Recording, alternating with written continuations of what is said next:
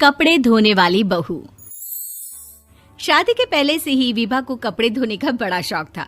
कभी नल के नीचे तो कभी तालाब के पास। अरे मेरी नीली वाली लुंगी नहीं दिख रही है।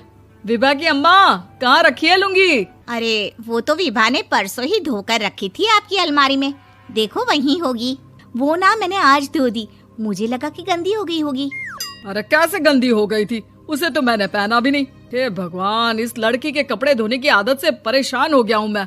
जितना तो घर में राशन नहीं आता, उससे कहीं ज्यादा डिटर्जेंट पाउडर का खर्चा है। इसकी शादी करवा दो, शादी जाए अपने घर में ही करे काम, फिर चाहे घर के कपड़े धोने हो या पूरे गांव के। हाँ ठीक बोल रही हूँ, देखता हूँ मैं कोई लड़का। वो दिन भी आ जाता है जब विभा को देखने लड़के वाले आ जाते हैं। लड़की मुझे अच्छी लगी। होने वाली सास कहती है, बेटी अगर कुछ पूछना है तो पूछ लो। वैसे तो हमारी लड़की बहुत ही शर्मीली है, जो बोल दो वो मान लेती है, इसे क्या पूछना होगा। अरे कैसी बात कर रही हो माँ, मुझे इन लोगों के घर रहना है, सवाल तो कई है। हाँ हाँ बेटा, पूछ लो ना, क्या पूछना है। आप लोगों के घर कपड़े कौन धोता है? सास का मुंह बन जाता है। देखो, अगर तुम ये कहना चाहती हो कि तुम्हें कपड़े धोने नहीं आते तो सुन लो, कपड़े मैं ही धोती हूँ, लेकिन तुम्हारे आ जाने के बाद मैं रुमाल तक नहीं धोऊंगी। अरे चुप रहना भाग्यवान, बहू बेचारी घर आई नहीं, उसे डराना शुरू कर दिया। वो क्या है ना बिटिया, अभी तक तो ये कल्लू की माँ ही धोती थी, लेकिन अब तुम्हारे पापा तो दहेज में वॉशिंग मशीन देंगे ही। तभी विभा की माँ बोल पड़ती है, सवाल भी पूछा तो क्या। वैसे भाई साहब, मशीन की तो फिर भी कपड़े धोने की कैपेसिटी होती है। मतलब जो बिटिया दे रहे हैं ना विभा, इसे कपड़े धोने का बहुत शौक है। ये आप लोगों के क्या, आस पड़ोस गांव मोहल्ले सबके कपड़े धो दे और उफ तक ना करे। बाहर देखा नहीं आपने कितने कपड़े सूख रहे हैं? सब हमारी बिटिया ने ही तो धोए हैं। बस भी करो ना माँ, शर्म आ रही इतनी तारीफ सुनकर। और तो और एक दाग निकाल कर दिखाओ तो मान जाओ। हाँ अच्छा, माफ करना बेटा, मैंने गलत समझा। हमें तो रिश्ता बहुत पसंद है। और ऐसे जुड़ जाता है रिश्ता कपड़े धोने का शौक रखने वाली विभा का। उसकी शादी हो जाती है कोयला फैक्ट्री में काम करने वाले कल्लू के साथ। शादी के बाद अचानक विभा चिल्लाती हुई सास के पास आती है। सासू माँ, अरे सासू माँ कहाँ है आप? ये तो धोखा है, धोखा दिया आप लोगों ने मुझे। इसे ससुर के चक्कर के बारे में पता चल गया। अरे तो उसमें तुझे क्यों धोखा मिला है? अरे नल में पानी नहीं आता, कपड़े कैसे कब धुलेंगे? अच्छा, तू पानी नहीं आ रहा उसकी बात कर रही है। तो आपने क्या सोचा? कुछ नहीं। अच्छा, तेरी माँ ने कहा था कि कपड़े धोने का शौक है तुझे, याद आया मुझे। शौक बोलकर कपड़े धोने वाले मेरे जुनून को कम ना आके सासू माँ, कपड़ा धोना मेरा गुरूर है। तभी पति भी वहाँ आ जाता है। अभी मैंने इसे सनी देओल की फिल्म दिखाई है, उसी के डायलॉग मार रही है माँ। अच्छा सुन, साफ साफ बता रही हूँ, पानी सुबह 4 से 6 और शाम को 10 से 12 आता है, समझी? विभा टाइमिंग सुनकर हैरान हो जाती है। ये क्या भूतों का मोहल्ला है? सुबह 4 बजे उठकर कौन कपड़े धोता है? 4 बजे टंकी में पानी जाता है, फिर सारा दिन धोना ना, किसने मना किया?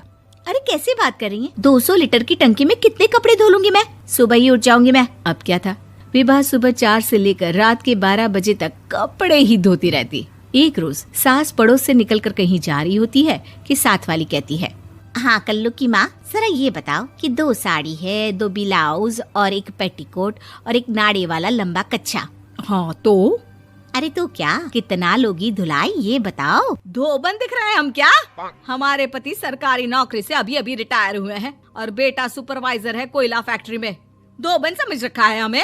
हाय रे कल्लू की अम्मा, माफ कर दो, वो तो मोहल्ले में यही सब बता रहे थे कि तुमने बहू को कपड़ा धुलवाने के काम में लगा दिया है। सास को पड़ोसन की बात सुनकर गुस्सा आ जाता है। वो घर पहुंचती है जहां घर के बाहर ही इतने सारे कपड़े सूख रहे होते हैं जितने कि किसी धोबन के घर पर। अरे ओ कल्लू की दुल्हन, बाहर निकल। माँ जी यहीं आ जाओ, बाथरूम में चादर धो रहे हैं हम। अरे अभी हम धोते हैं, तुमको बाहर निकलो। ये आस पड़ोस वाले बोल रहे हैं कि हम बहू से कपड़े धुलवा कर उसे कपड़ा धोने वाली बना दिए हैं। अरे छोड़ो ना माँ जी, किन लोगों की बातों में आती हो? आस पास के लोगों का तो काम ही होता है कि वो किसी तरह सास बहू को लड़ा दे। बहू सारे घर के कपड़े धोती है, ये क्या कम है? बोलिए।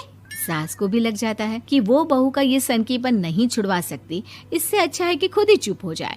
एक रोज सास और बहू मंदिर जाते हैं, जहाँ सास की साड़ी वहाँ खड़ी भीख मांगने वाली से मिलती है। माँ जी क्या बात है, आपकी साड़ी उस भिखारन से कितनी मिल रही है ना? हाँ हाँ देखो तो, दोनों की साड़ी मिल रही है। क्या बात है कल्लू की अम्मा, तुम खुद को तो अफसर की बीवी बताती हो और ऐसी सिंपल सी प्लेन साड़ी पहनकर घूमती हो। सिंपल और प्लेन नहीं है ये साड़ी। तो क्या सोने के धागे से फूल बने हैं?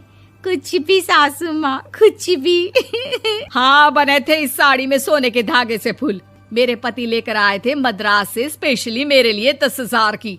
ताहे भाई साहब इस भिखारन के लिए भी सेम टू सेम साड़ी लेकर आए होंगे 10,000 की। सास उस वक्त तो कुछ नहीं कहती, लेकिन बहू के साथ घर आती है और अलमारी से एल्बम निकाल कर लाती है। ये साड़ी देख रही है, ये वही साड़ी है जिसे मैंने अभी पहना था। इस साड़ी में ये जो चमकदार फूल दिख रहे हैं ना, ये सोने के धागों से काढ़े गए हैं। लेकिन तू लोकल वॉशिंग मशीन ब्रश से घिस घिस कर सारे फूलों को निकाल कर साड़ी प्लेन कर दी। मुझे माफ कर दीजिए सासू माँ। और तो और, जब मैंने तुझे तेरी गलती के लिए कुछ नहीं कहा, लेकिन तूने तो सबके सामने मेरा मजाक ही बना दिया। क्यों? बहू को समझ में आ जाता है कि अब से उसका कपड़े धोना बंद।